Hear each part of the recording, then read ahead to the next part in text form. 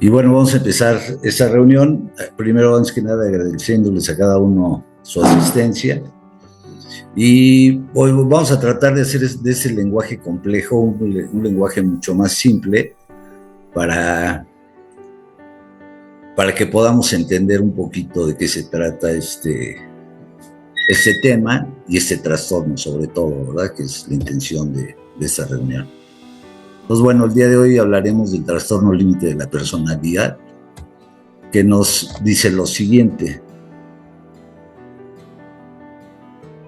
Y ahora déjenme ver aquí cómo lo voy a cambiar yo aquí mis diapositivas. Ahí está.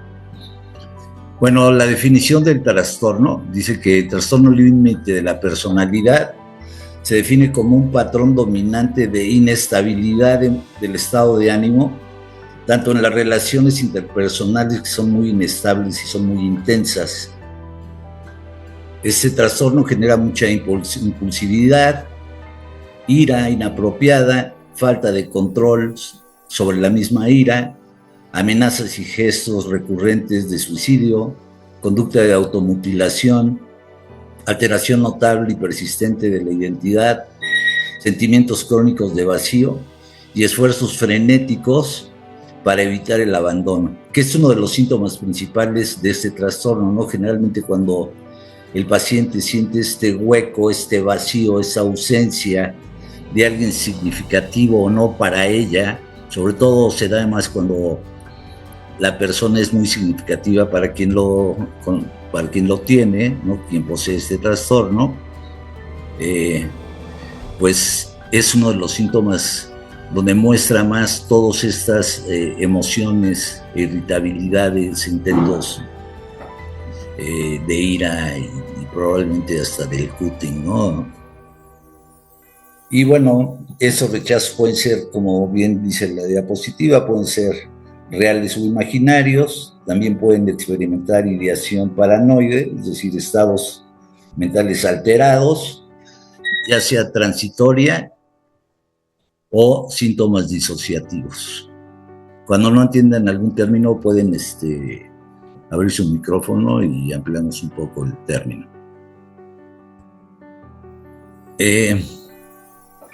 ¿Qué es lo que piensa la gente de una persona con este trastorno cuando a uno se define, ¿no? Lo que la gente piensa que es el TLP es, esa persona es muy impulsiva, ¿no? Estas conductas son para llamar la atención. Es una persona demasiado conflictiva y tiene una estabilidad que no puede mantenerse, ya sea en los estudios, en la escuela, en el trabajo, en las relaciones, etcétera, etcétera. Pero lo que nos dice que es el trastorno, ¿no? Que tiene un temor intenso al abandono, tiene regresiones de comportamientos infantiles, tiene comorbilidad con otros trastornos de personalidad, ya puede ser un trastorno obsesivo compulsivo u otros, ¿no? Del estado de ánimo, de la conducta alimentaria. Piensa que es una carga en la familia, es decir, en la vida de los demás, de personas insignificativas. Piensa que las personas son buenas o malas según su punto de vista y, bueno, prefieren no relacionarse con nadie para no sufrir. Es decir, se aíslan, tienen mucho al aislamiento. Algo que puede generar este tipo de trastorno es el haber crecido en un ambiente que la invalida, ¿no? Es decir, estos mensajes que se reciben desde la infancia de es que no eres suficiente, deberías de aprender a tu hermano, échale más ganas, ya ves cómo él sí puede, tú no puedes, ¿no? Puede cruzar también por una posible historia de abuso físico y psicológico o verbal, ¿no? Hay mucho autosaboteo, es decir, esto la lleva a tener ciertas alucinaciones en condiciones de mucho estrés, tiene miedo de sí misma, las reacciones que puede sufrir por estas conductas que ella va realizando. Y a pesar de que es una persona que teme mucho al abandono, sin embargo, provocan, ¿no? Cuando hay una pequeña ausencia de esa persona significativa, puede provocar a través de sus enojos, de su ira y de sus reacciones, el abandono de esta persona, ¿no? Bueno, tiene también, tiene mucho a lastimarse, es tan fuerte el dolor interno que tratan de, por llamarle de alguna forma, sublimar ese dolor, ¿no? Por llamarlo así, cortándose, provocándose heridas o lesiones en el cuerpo, ¿no? Para evitar, no es porque quieran en ese momento cometer algún tipo de suicidio o de lastimarse nada más, es para evitar ese dolor tan intenso que ellas viven internamente. Tienen mucha dificultad para confiar en las demás personas. Bueno, para definir los criterios clínicos para este trastorno, nos basamos en el DSM-5 y que nos dice lo siguiente, ¿no? Hacen esfuerzos frenéticos para evitar el abandono real o imaginario, como ya lo habíamos comentado, ¿no? Tienen un patrón de relaciones personales muy inestables, pero a la vez muy intensas, caracterizadas por alternar entre extremos de idealización y de evaluación, ¿no? Es decir, generan tantas expectativas a través de estas relaciones, ¿no? O soy todo o no soy nada, ¿no? Navegan en estos dos extremos. Hay alteraciones en la identidad, en la propia autoimagen del yo notable y de una manera persistente y muy inestable, ¿no? O sea, cambian el estado de ánimo de un momento a otro. Hay mucha impulsividad, al menos en dos de estas áreas, con el potencial de prejuicio contra sí mismo, por ejemplo, en sus gastos, ¿no? Tienen un sexo un poco desbordado, pueden cursar por abuso de sustancias, conducción de vehicular temerario con riesgo, y bueno, como ya habíamos comentado también, pueden sufrir esos trastornos alimenticios que sí son transitorios, ¿no? Tiene conductas de gestos o amenazas de suicidio recurrentes o conductas de automutilación, que es lo que hablamos hace rato, que puede ser lo del cutting. Eso se genera también a través de ese dolor que la paciente o el paciente puede sufrir en ese estado de crisis, ¿no? Existe una gran inestabilidad afectiva de vida o considerable reactividad del estado de ánimo. Por ejemplo, hay una disforia episódica intensa, irritabilidad o ansiedad que suelen durar unas cuantas horas. Eso lo vamos a ver más adelante porque ese es un trastorno que no es transitorio, es decir, es un trastorno que está fijado, aunque de repente tiene la capacidad de moverse de una estructura a una estructura psicótica, pero generalmente la estructura de las personas con esas características somos personas neuróticas, ¿no? Entonces nos movemos de esa estructura que nos forma, de esa estructura neurótica a unos estados psicóticos, pero que no permanecen como en otras enfermedades, como la esquizofrenia, ¿no? Que se fija, en no, esta tiene regresión a ese estado normal, entre paréntesis, ¿no? Pero sí con episodios psicóticos probablemente, ¿no? Tienen una sensación, generalmente viven en este vacío, lo cual provoca mucha sintomatología, ¿no? Y muchas reacciones emocionales, como las que leeremos adelante, ¿no? Que es la ira inapropiada e intensa, o muy difícil de controlar, tienen estallidos frecuentes de ira constante, y sus riñas son muy recurrentes, y sobre todo, cuando hay uso de sustancias, eso se ve alterado y se ve mucho más gráficamente cuando la persona con este tipo de trastornos, es decir, un paciente dual, ¿no? Manifiesta con este trastorno, manifiesta aparte con la adicción, son más manifiestas este tipo de conductas. Esa ideación paranoide, ¿no? Relacionada a su estrés transitorio, ¿no? estrés ansioso es cuando nos movemos hacia la parte psicótica, ¿no? De esa estructura psicótica, o con síntomas disociativos graves. Y bueno, ¿y por qué le decimos límite, no? Primero dice que es una organización patológica de la personalidad específica y estable, es decir, está fijada, está y se mueve entre estas dos áreas, ¿no? Entre la neurosis y la psicosis, no, no es transitoria. Me refiero a que está fijada en esta área de neurosis, pero con estos viajes, ¿no? O estos movimientos hacia, y no siempre, pero muchas veces sí sucede así, ¿no? Hacia la área con pensamientos o ideas psicóticas, ¿no? Fuera de la realidad, lo cual eso no es transitorio, ¿no? Bajo estrés o efectos de drogas se pueden presentar episodios psicóticos. Efectivamente, cada vez que, por eso lo comenté anteriormente, que cuando hay un uso y abuso de sustancias, o a veces simplemente con estar un poco tomado, etcétera, etcétera, puede detonar estos vaivenes, ¿no? A esa otra estructura. Perspectivas psicoanalíticas del trastorno límite, ¿no? Son pacientes con demasiada ansiedad, neurosis polisistomática, quiere decir que pasan por muchos síntomas, ¿no? Como la ansiedad, el miedo, ¿no? Esa sensación de vacío. Ya también hablamos de esas tendencias sexuales un poco perverso-polimorfas, ¿no? Que es decir, perverso-polimorfa se refiere a que el niño, ¿no? El perverso polimorfo, ¿no? Todo su cuerpo es sexualizado, ¿no? Tiene una personalidad prepsicótica en el sentido de que puede entender a esos episodios psicóticos, ¿no?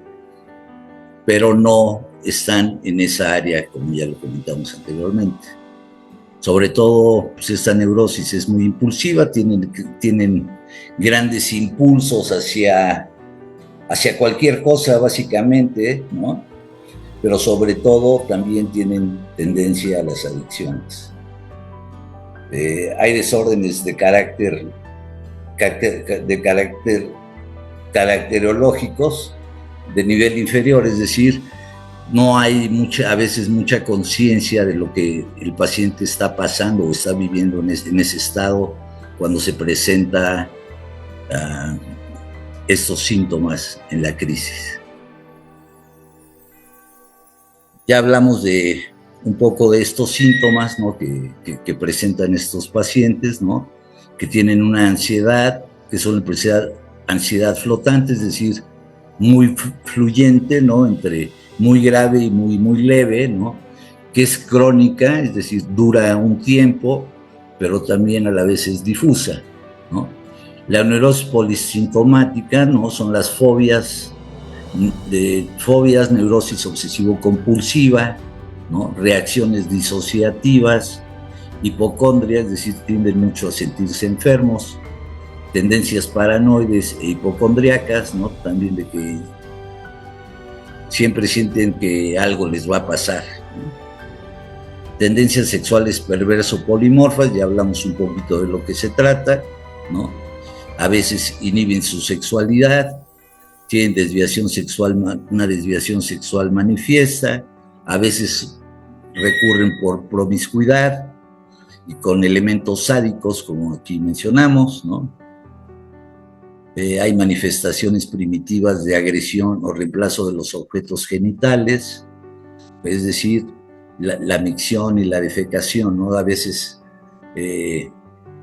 tienden mucho a estos juegos de jugar con sus heces, ¿no?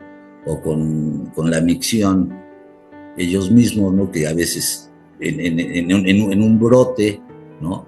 Tienden mucho a, por ejemplo, a agarrar sus heces para embarrar las paredes o aventarla, o tiene ese tipo de conductas, ¿no? y todo esto apunta a una organización fronteriza, es decir, a la parte límite, ¿no? La parte psicótica, ¿no? Que es a donde nos lleva todo este pensamiento por el que cruza el paciente a través de esas conductas. Su personalidad es prepsicótica, como ya lo dijimos, ¿no? Puede presentar síntomas paranoides, esquizoides, puede presentar hipomanía, es decir, de una organización ciclotímica, es decir, bandean entre estas dos áreas de la manía, no tan grave como la manía como tal, sino es una hipomanía, pues, unos pasitos abajo de la manía, ¿no? Y esta parte ciclotímica, que son depresiones también ligeras. Neurosis impulsivas, ¿no? A través del alcoholismo y la drogadicción, ciertas formas de conducta de sobrecomer, de la obesidad psicogenética, y cleptomanía, pues les da por tomar cosas que no son de ella, ¿no? O de ellos. Tienen desórdenes también caracterológicos de nivel inferior, tales como la personalidad histérica, que es muy común, ¿no? En esa tendencia de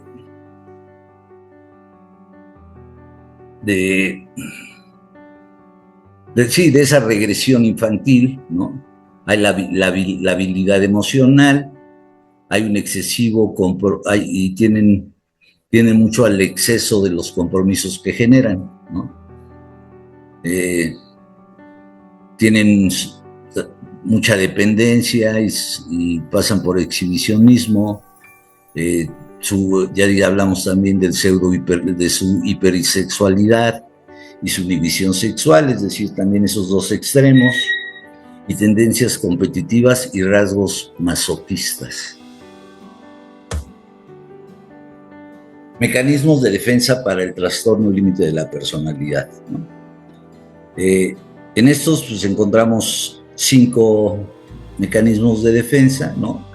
Primero es la escisión, que es la operación esencial en la personalidad fronteriza, es la división de los objetos externos en totalmente buenos o malos, es decir, el objeto, hablamos de la persona, ¿no? Tengo una mamá muy buena, mi mamá es muy mala, es de lo peor, o un padre muy bueno, o un amigo, o una amiga, un novio, ¿no? Siempre se bandean en estos dos extremos de todo o nada, ¿no? Lo mejor o lo peor, la vida o la muerte, el triunfo ilusorio y el fracaso imaginario. Un objeto puede oscilar de manera radical y abrupta de un extremo a otro. Eso hablamos de que me puede querer hoy muchísimo, ¿no? Y ser yo su máximo, y a las 2 horas cambia su estado de ánimo, entonces algo sucede, que ya soy el agresor, soy el malo, soy la peor persona. Entonces esos cambios son parte del mismo trastorno. Idealización primitiva, que es la tendencia de ver los objetos externos, como ya lo dijimos también, como totalmente buenos para poder contar con su protección contra los objetos malos. Mamá, cuídame de papá, porque papá es malo, papá, cuídame de mamá, que mamá es muy mala. Crea imágenes objetales totalmente buenas, otras hablamos como objetales de las personas, ¿no? Son buenas, pero poderosas y alejadas de esta realidad, ¿no? El número 3 es la identificación proyectiva, que su principal propósito es externalizar las imágenes del sí mismo agresivo y totalmente malo y las de los objetos de igual característica. Da lugar a la aparición de objetos peligrosos y vengativos de los cuales el paciente busca protegerse. Hay obviamente negación como un mecanismo de defensa que puede negar distintos sectores de su experiencia subjetiva o la del mundo externo. No se integra al resto de su experiencia emocional. Niega emociones que ha experimentado y niega a sí mismo el reconocimiento de la resonancia emocional de una emoción real. Es decir, tiene mucha falta de conocimiento realmente de lo que está pasando, aunque sí lo manifiesta a través de estos impulsos, ¿no? Entonces siempre está en esta bipolaridad, ¿no? En estos extremos, todo, nada, blanco, negro. Hay omnipotencia y desvalorización. Dice que bajo los sentimientos de inseguridad, crítica e inferioridad de las personas con trastorno LP, se observan tendencias omnipotentes, o soy lo mejor, soy lo más grande, voy a cambiar el mundo, que se expresan con un firme convencimiento que tienen derecho a esperar de los demás gratificación, es decir, esperar una recompensa, y los tributos y ser tratados como personas especiales y privilegiadas. La desvalorización de los objetos externos es parte de un corolario de la omnipotencia. El paciente no tiene verdadera capacidad de amor y preocupación por el objeto. ¿Por qué pasa? Bueno, en la parte biológica, ¿no? Dice que el cerebro TLP reacciona más al rechazo y tarda más en calmarse. Es decir, trae un cerebro, ¿no? Con un motor de un carro de carreras, pero ese carro trae frenos de bicicleta, ¿no? Es decir, no hay forma de que controle esas velocidades de lo que su cabeza está mandando. A la hora que trata de parar, pues es imposible porque no le alcanza, ¿no? Ese freno que tiene para la velocidad en que corre su cabeza, ¿no? Generalmente este paciente ha vivido en una infancia, en un medio ambiente que lo invalida, ¿no? Es decir, tú no llores, no sientas, no creas, no es para tanto por lo que lloras, cuando el niño lo siente como real y como necesario. El niño aprende que sus emociones están mal porque siempre le fueron apagadas, ¿no? Resultando como tal, no aprender a regular sus propias emociones, entonces la forma de regularlas es a través de estas conductas extremas por las que reacciona de esa forma. ¿Hasta ahí alguna pregunta?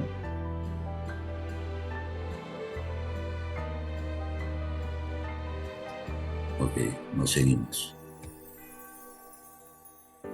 ¿Cómo ayudar a un paciente con esta? Creo que es bien importante aquí en esta pregunta es cómo ayudar, ¿no? Porque familias con pacientes con estas características son muy fáciles que salgan de su centro porque no saben cómo reaccionar. Creemos que a través de la palabra, a través del regaño, a través del castigo, ¿no? Vamos a hacer que el paciente cambie. Pero esto no se trata ni de regaño ni de castigo, ¿no? Sino que se trata de entender desde este mismo trastorno estas reacciones que se tienen y que para ellos es normal, ¿no? Lo que para nosotros es completamente anormal, para ellos son episodios normales de acuerdo a este trastorno. Entonces a veces la familia también necesita orientación para sobrellevar y aprender a manejar situaciones de crisis en casa cuando esto se está presentando. Como por ejemplo, ¿no? Hay que validar la emoción, no la conducta, ¿no? Es decir, entiendo que estás sintiéndote así, pero no voy a permitir que corras este riesgo o que me grites de esta forma o me insultes, ¿no? No tomen, en serio, tampoco tomen estas amenazas de suicidio por los cuales muchos pacientes pueden comentarlo así como estamos acostumbrados a escucharlos, que me voy a suicidar, ¿no? Y todos nosotros pensamos, no, está llamando la atención, ¿no? Es lo que creemos que está pasando. Pero en su interior eso quisieran. Recordemos que el dolor es tan intenso que están buscando un escape de salida a esto que está pasando internamente. Entonces, muchas veces no llegan a ese extremo, pero unas cuantas sí lo llegan. Entonces, nunca permitamos escuchar estas palabras a la ligera, ¿no? Tenemos que tener mucha observación Y cuando ya sepamos que está en riesgo la vida de nuestro ser querido, de nuestro amigo, de nuestro familiar cercano que vive en esa circunstancia, ¿no? Tratemos de buscar la ayuda necesaria para poder, hay veces que se necesita efectivamente el internamiento, ¿no? O recurrir con su psiquiatra, recurrir con su psicólogo, ¿no? Y para que nos dé herramientas para poder ayudar al paciente. Entonces, una palabra es: estoy preocupado por lo que estás viviendo, te invito a que vayamos al hospital o llamemos a tu médico, ¿no? Pero sin agresión, ¿no? Son pacientes que se desbordan tanto y se manifiestan de formas completamente hostiles, ¿no? Que a veces nos sentimos impotentes para poder ayudarlos, ¿no? Por esa misma agresión que viven contra el familiar o contra ellos mismos. Pacientes que pueden destruir su closet en 5 minutos y dejarlo ahí tirado por semanas, ¿no? Pero es la forma como ellos tratan de resolver ese problema interno, no por rebeldía, no por desobediencia, no por desorden, sino más bien por el desorden mental que se genera, ¿no? Pon límites claros y sosténlos. El amor sin límites no les ayuda para nada, ¿no? Entonces hay que saber hablar con nuestro paciente, hay que informarnos a través de nuestro consejero, nuestro terapeuta o el terapeuta que asiste a nuestro paciente, para poder nosotros también tener, como ya dije, herramientas para subsanar estos estados críticos con los que se vive. En sí es muy desgastante esta convivencia. La terapia indicada para este tipo de trastornos, ¿no? Dicen que la que mejor efectividad tiene, ¿no?, es la de terapia de dialéctica conductual. Es decir, nos van a enseñar, dice que esta terapia es la base de todo, ¿no? Dialéctica son dos cosas opuestas que pueden ser ciertas a la vez. Te acepto como eres, pero necesitas cambiar. No es el regaño, sino simplemente, y no el juicio, ¿no?, sobre la crisis que se está viviendo, sino más bien aceptar que la condición de nuestro paciente es así, ¿no? Y el cambio es ir promoviendo cambios paulatinamente para que nuestro paciente conozca también su parte emocional, nosotros podamos detectar cuándo puede generarse una crisis. Y esto también está relacionado mucho con la hormona femenina, ¿no?, que previo a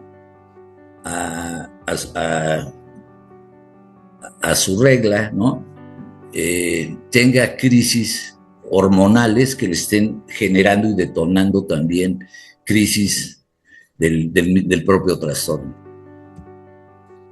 El modo del DBT, ¿no?, que es el que hablamos anteriormente, se basa básicamente en el mindfulness, que es aprender a observar lo que se siente sin tener esa reacción en automático. Nos enseña también a obtener habilidades para sobrellevar la crisis sin empeorarla. Nos regula emocionalmente, entender que para qué sirven las emociones y cómo bajarlas cuando están muy altas. Saber que la tristeza no dura para siempre, aunque se siente eterna. Y esta es la característica de este trastorno, ¿no? O sea, estos episodios que se generan durante el proceso son episodios, como ya comentamos, son transitorios, es decir, no son permanentes como cuando se vive en otro tipo de trastornos, ¿no?, que pueden durar, esas crisis pueden durar horas, ¿no?, con relación a otros trastornos que pueden durar semanas o incluso meses, ¿no? Pero esta estabilidad se va a dar básicamente a través de la psicoeducación, de las terapias, del proceso también con su psiquiatra, es decir, su medicación, y necesitan realmente una gran atención sobre esto, porque cuando el paciente tiende a estabilizar sus estados de ánimo por momentos prolongados, ¿no?, el paciente y la familia piensan que esto ya se estabilizó y que ya está bien. Entonces dejamos, ¿no?, de tomar los medicamentos, entonces viene la recaída y vienen otra vez las crisis. De aquí que, por eso hablamos de lo anterior, porque el trastorno límite de la personalidad contra otro tipo de trastornos, como es el trastorno bipolar, nos dice uno que los cambios de humor en el trastorno límite duran algunas horas. Por ejemplo, en el bipolar puede durar semanas, ¿no? Y no debe haber y no hay un detonante específico. Sin embargo, en el TLP ya dijimos que el principal detonante es la sensación de abandono imaginario o real. Es cuando se detona efectivamente una crisis severa.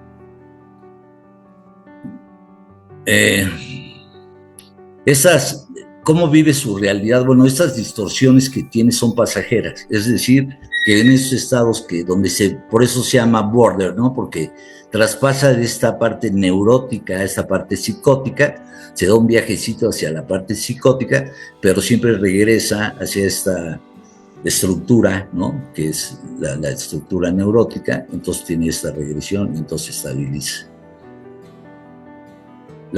Bueno, y en el paciente bipolar, ¿no? Es solamente en manía o en hipomanía, se presenta siempre que está solamente en estos estados de manía, ¿no? O hipomanía, y se estabiliza otra vez a través de la medicación, la terapia, etcétera, etcétera. Dice que la duración del TLP se vive con él, pero se mejora con tratamiento, es decir, no se cura. En ninguno de los dos casos se cura, ¿no? Pero para eso es necesario que nuestro paciente esté atento a sus sesiones terapéuticas, a sus sesiones grupales, a su medicación, a su terapia, etcétera, etcétera, ¿no? El trastorno bipolar también dura meses o años si no es tratado, pero también es un trastorno que se fija, ¿no? Pero en ambos casos puede vivirse lo más cercano a la normalidad siempre y cuando se sigan las reglas y las indicaciones clínicas para ello. Y bueno, esa es mi presentación del día de hoy, no es, bueno, creo que ahí acabé, pero pues me gustaría, no sé si tuvieron alguna duda, algo que comentar.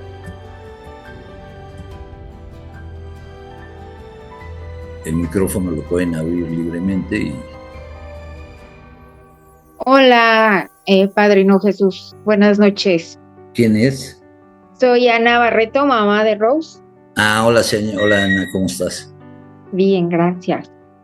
Sí, yo quisiera más información de cómo reaccionar cuando están en estas crisis.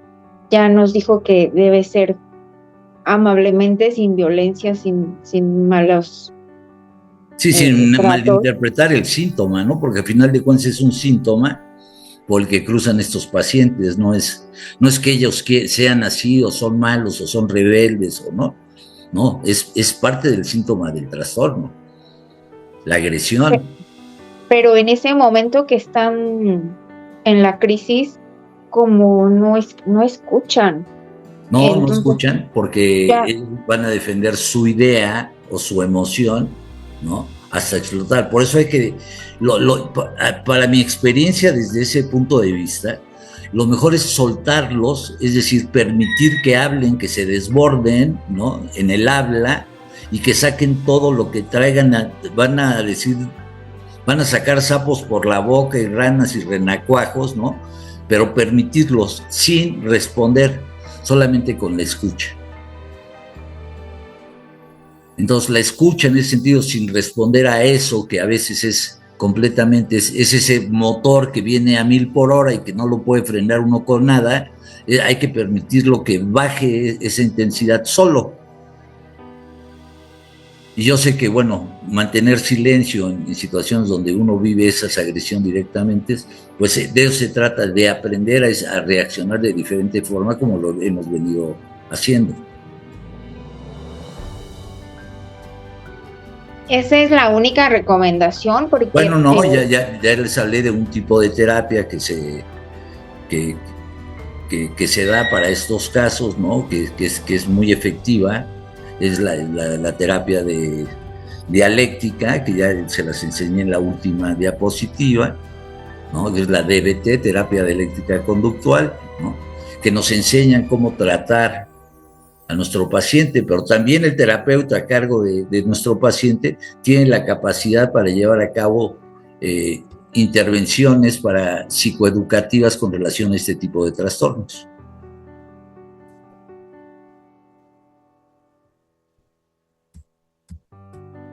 Porque bueno, depende cuál sea la crisis, ¿no? O sea, por ejemplo, cuando hablamos de que hay una crisis y mi paciente está en riesgo, ¿no? ¿Qué debo de hacer? Bueno, pues sí vigilarlo y a veces hipervigilarlo. Tienden mucho también a ese encierro, ¿no? Entonces vigilar que esos encierros no sean tan largos, ¿no? Que sus ausencias no sean tan prolongadas. Por ejemplo, hay veces que se meten al cuarto, a su recámara, ¿no? Y donde ahí pueden, pues, suceder muchas cosas, ¿no? Como drogarse, cortarse, etcétera, etcétera. Entonces, no estar hipervigilantes, pero sí hay que estar atentos a las reacciones cuando están en crisis.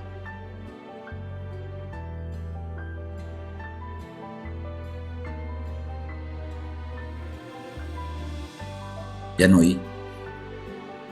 ¿Se oye o no? Voy a prender mi luz, porque aquí ya me oscurecí. Un momentito. Sí, sí se escuchó, Jesús. Gracias.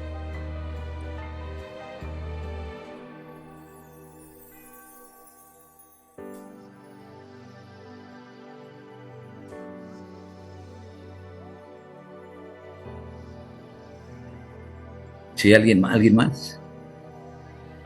Sí, buenas noches. Se había levantado la mano. Sí. Hola, mi nombre es Virginia y bueno, quisiera preguntar, muchas gracias por la información, psicólogo Jesús. Mi pregunta, bueno, son dos preguntas. Este diagnóstico de tratamiento límite de la personalidad, ¿eso lo da un médico o lo da un psicólogo? Y la otra pregunta es, yo como codependiente, pues también tengo neurosis. Eso, y que estaba usted hablando algo de la neurosis aquí, entre la neurosis y psicosis. ¿Eso también se aplica, pues, para nosotros, bueno, yo como codependiente? Gracias. Sí, gracias. Bueno, con relación a quién lo diagnostica, bueno, pues hay pruebas, ¿no? Lo puede diagnosticar tanto el psiquiatra, tal vez el neurólogo y obviamente también el psicólogo, que bueno, pueden aplicar las pruebas necesarias, que a veces a través de la entrevista puede uno darse cuenta probablemente a la tendencia que puedan tener hacia este trastorno. Entonces se aplican también aplicamos pruebas que nos indican la efectividad, la positividad del trastorno. Entonces, bueno, sí se usan herramientas que aplicamos, como dijimos, ya los psicólogos, los psiquiatras y los neurólogos. Con relación a la otra pregunta, mira, desde el psicoanálisis, nosotros, el ser humano cursa por tres características de estructura, ¿no? Denos una estructura. Entonces, una de las estructuras es la neurosis que la mayoría de las personas tenemos.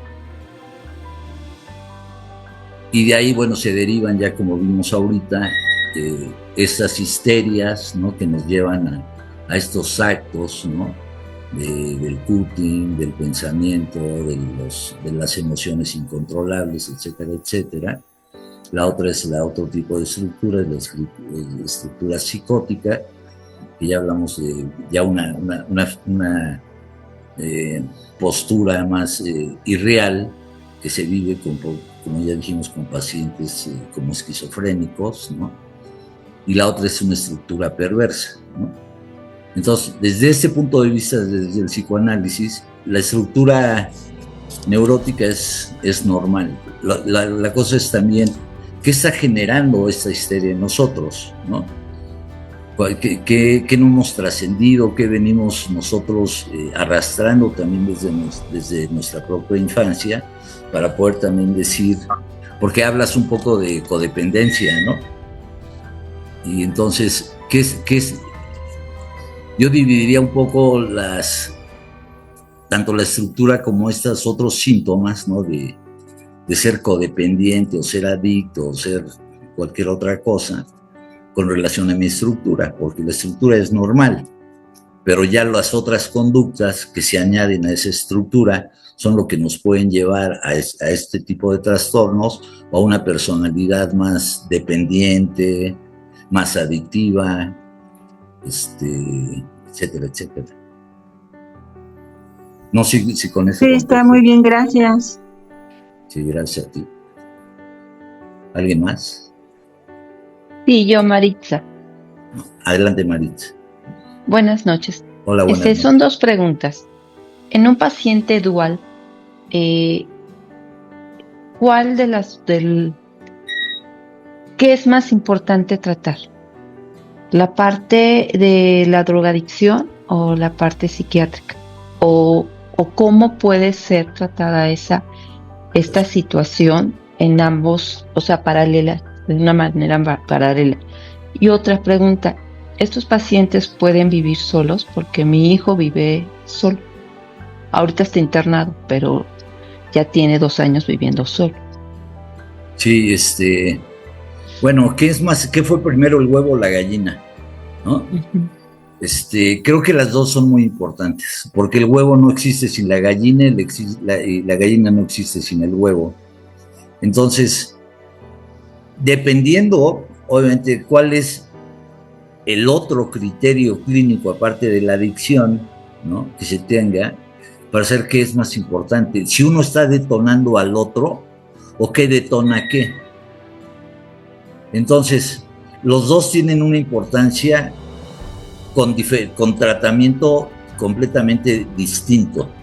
No es lo mismo tratar a un paciente con trastorno límite que tratar a un adicto. O sea, no es el mismo tratamiento para la adicción y para el trastorno límite, por ejemplo, o para una psicosis, ¿no? Entonces, se hace el tratamiento para tanto el trastorno o enfermedad u otra enfermedad que se tenga, más el tratamiento que se lleva para la adicción, que son completamente distintos, pero que se puede hacer el tratamiento a la misma vez. Pero sí son dos cosas diferentes. Por eso es una enfermedad dual, como bien lo mencionas, ¿no? Entonces, cada una tiene su propio tratamiento. El error es a veces como querer creer, ¿no? Se confunden a veces los diagnósticos psiquiátricos, por ejemplo, cuando en hospitalización llega un paciente con trastorno límite, por ejemplo, pero llega en un estado psicótico al hospital. Entonces le empiezan a dar sus medicamentos, pero llega intoxicado, ¿no? Entonces obviamente llega intoxicado